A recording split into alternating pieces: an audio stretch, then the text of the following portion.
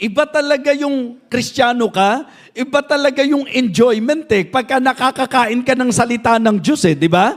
Iba talaga yung excitement pag pumupunta ka sa church na alam mo na talagang matututo ka, alam mo na maririnig mo yung mensahe, alam mo na kakausapin ka ng Panginoon. So, kaya dapat ngayong hapon, ganun tayo kapartikular. Maging sensitibo tayo, maging sincero tayo, at maging submissive tayo. Amen? Sensitibo na pag nakikinig ka ng preaching, wag yung katabi mo ang iniisip mo, kundi yung pagkilos ng Panginoon sa'yo. Sincero na hindi mo lolokohin ang sarili mo na kung ikaw ang kinakausap ng Panginoon, katulad nga nung nag-approach sa akin kanina, Pastor, ang ganda, na-bless ako doon sa mensahe mo. In fact, tinamaan ako. Sinabi pa nga yung specific na kung paano po siya tinamaan, sabi ko, nabe-bless naman ako kasi positive po yung tanggap nyo sa salita ng Diyos. So kaya nga, dapat may sensitivity, dapat may sincerity, at dapat po may submission.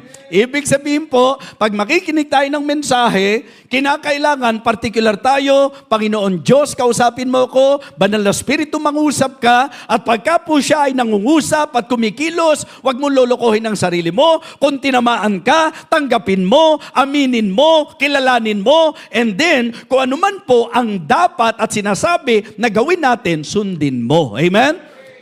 Submission. Importante po.